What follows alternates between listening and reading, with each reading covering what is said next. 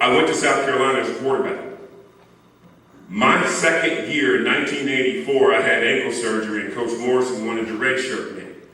And he called me into his office and said, you need to have this surgery, you're going to be good to go. He said, I just want you to know they are not going to let me play a black quarterback. He communicated with me. Didn't get angry. I didn't go, well, that's racist. Well, you know what? I need to call a whole bunch of people. We're going to start a march, because it wasn't about their life. It was about my life. And so he said, you can play anywhere on our football team that you want. And I told Coach Morrison, not so many words, Coach, I'm better than all the receivers you got right now. So I go and play wide receiver. But because he communicated with me, and because I understood how I could communicate with him, I stayed at the University of South Carolina for 5 years. My third year playing, my fourth year at South Carolina, I led the country in catches and touchdowns. And my coach looked me in my eye and said, I think you should stay another year. And I stayed. It was the best decision I ever made. Because I was taught, we were raised to do your job better than anyone else does anything else. So everything I've ever tried to do, I tried to do it better than anyone else does anything else. Number 2, for you high school players of the week, it is very, very, very important that you go home and you tell your parent, your guardian, your coach how much you appreciate them. In my 4 years of high school football, I think I was somewhere, I may have been the first quarterback to run and throw for 2,000 yards in the state of Georgia. I may have been. I think that's true. My grandparents or my parents never seen me play high school football. My parents, my grandparents have never seen me play college football in person. So it is very important to be able to look into those stands when things are going well and see someone who knows you better than anyone else in the stadium. That's very important, because what you're going to find out on this journey is, if you think you're growing up now and you think you're alone now, it gets worse. And you're going to have to lean on those lessons, those words, those things that you got from your parents, your grandparents, your guardians, your high school coach, who is my high school coach to this day is one of my 2 best friends in the entire world, not counting my brother. He thinks he can beat me at golf. He's not very good, but I do everything I can to let him win, but he can't break 100. But he is one of my best friends, because what he did was continue what I brought from home. He didn't teach me. He didn't give me. He continued what I brought from home. I will say this one last thing about football or athletics. Football will teach you absolutely nothing about life. But we will learn a lot about your life by the way you play football. You see, when you're doing what you want to do, it's easy to get out of bed and run that, or it's easy to lift, or it's easy to do those things. It's easy to stay eligible when you're doing what you want to do. But I want you to remember this, that your parents or your guardian or your coach, what the only trophy, you just got a shirt and $1,000? Just a shirt. Oh, I thought they were getting both. Okay, they just got the shirt.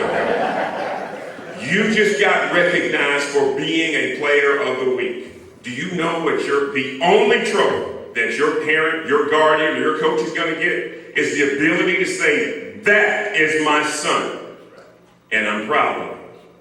Ladies and gentlemen, let me tell you, it don't get any better than that. Both my grandparents are dead now. And I think they died happily knowing that the lessons that they instilled in us are still going strong to this day. Only trophy my grandparents and my mom ever get is to say, that's my son, and I'm proud of him. Number 3,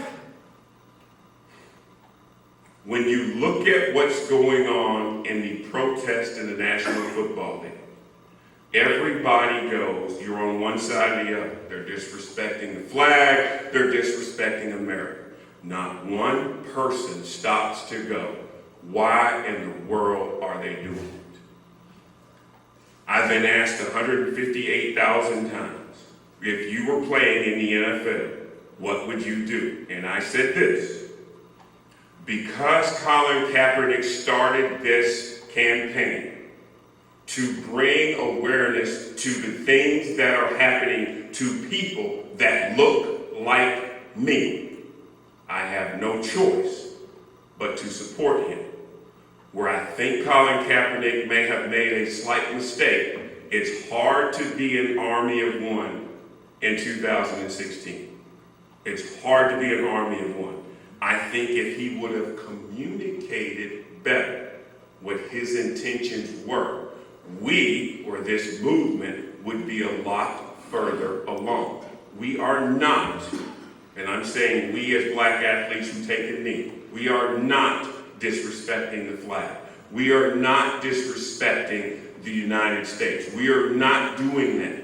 What we're trying to do is to get someone to talk to us and say, this is, what do you want the outcome of this to be? That's what we want. And I think until they get someone to say, okay, let's sit down and have a conversation, it will probably go on. What I've learned is that America really doesn't care what you do before the game, which I love. Because you know what? When you're a professional, and I used to say this to my friends, and I say this to my daughter who's 23 now, who's working, I say this: when you're a professional, not a professional athlete, but you are a professional, whether it's a coach, a dentist, a doctor, a lawn care specialist, a dental hygienist, when you are a professional, I don't care what is going on in your life. You do your job better than anyone else does anything else. If you can combine some of the things that I just said, and I think the communication thing is the key.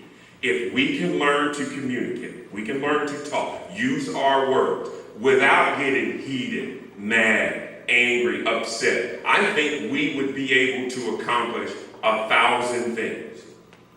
What I have learned so far this year is that the two best things that have ever happened to our country is the protests and Donald Trump. Here's why. You may not like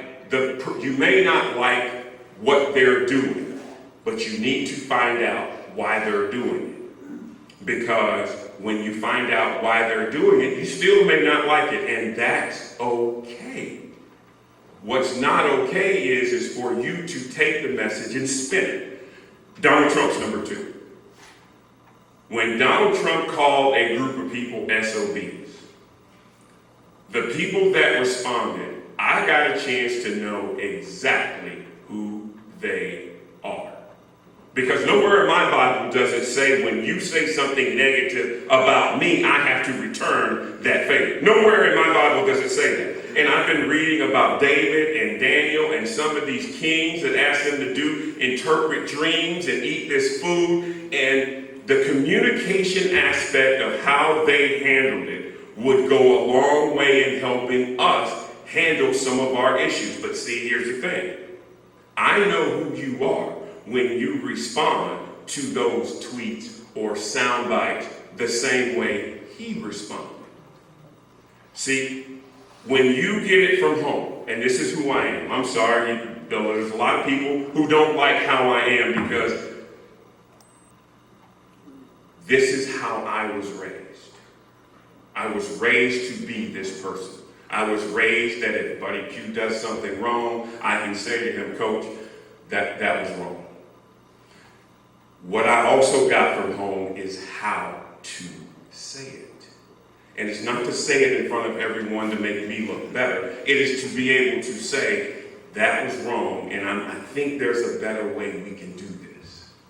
Nowhere in the Bible that I read does it say just because you don't like your leader, you don't respect or support your leader. Nowhere in my Bible does it say that. I mean, maybe it does in yours, and if you do, could I get a copy because I'd like to read it. But see, what Donald Trump has done is forced us, those of us who pay attention, to look at ourselves.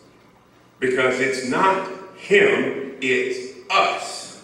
So if I clean up around my door and you clean up around your door, pretty soon we're going to have a very, very clean community.